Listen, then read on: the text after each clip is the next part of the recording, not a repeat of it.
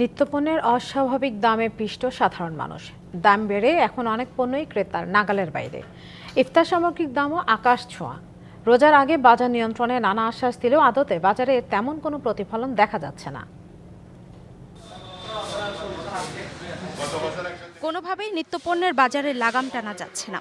রোজাকে কেন্দ্র করে চিত্রটা আরও প্রকট।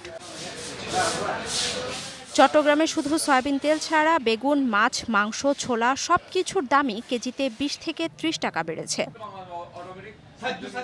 উত্তাপ আছে পেঁয়াজের বাজারেও। ভারতের পেঁয়াজ বিক্রি হচ্ছে 120 টাকায় আর দেশি 130 টাকায়। পাইকারি বাজার থেকে কেনার সময় কোনো ক্রয় রসিদ না দেওয়ার অভিযোগ খুচরা বিক্রেতাদের। স্লিপ চাইছে, আমাদেরকে ওইখানে স্লিপ দিচ্ছে না, বলতেছে যে নিলে না নিলে নাই, আমাদের কাছে বিক্রি করবে না।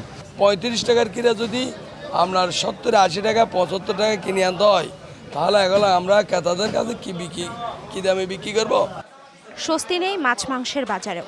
সপ্তাহের ব্যবধানে সব ধরনের মুরগিতে বেড়েছে 20 থেকে 30 টাকা।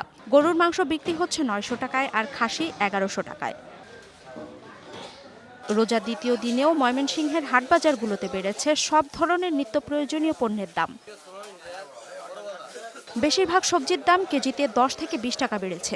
রমজানের আগে যে লেবু বিক্রি হতো 15 থেকে 20 টাকা হালি, তা এখন 50 থেকে 100 টাকা। জেলা প্রশাসন, সিটি কর্পোরেশন, ভোক্তা অধিকার, নিরাপদ খাদ্য কর্তৃপক্ষ বা চেম্বার অব কমার্সের বাজার তদারকির কোনো টিমকে মাঠে পাওয়া যায়নি। অনেক মানুষ বাজার করতে পারতেছে না, যে বাজার আইলে টাকা অল্পতেই শেষ হয়ে যাইতেছে। যদি মনিটরিং করে সেই ক্ষেত্রে দেখা আমরা একটু চলতে পারি।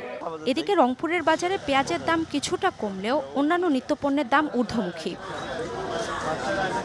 দেশি শসা বিক্রি হচ্ছে 130 থেকে 40 টাকা কেজিতে। একটি লেবু বিক্রি হচ্ছে 15 থেকে 20 টাকায়, যেখানে স্বাভাবিক পর্যায়ে প্রতিটি লেবু 2 থেকে 3 টাকায় বিক্রি হয়। এছাড়াও ছোলা, চিনি, ডাল, সয়াবিন, ফলমূল সহ প্রত্যেকটি পণ্যের দাম বাড়তি। বিক্রেতারা আমদানি ও সরবরাহ কমের অজুহাত দিলেও ক্রেতারা বলছেন মনিটরিংয়ের অভাব রয়েছে। Arghamitra Tarafdar, DBC news desk.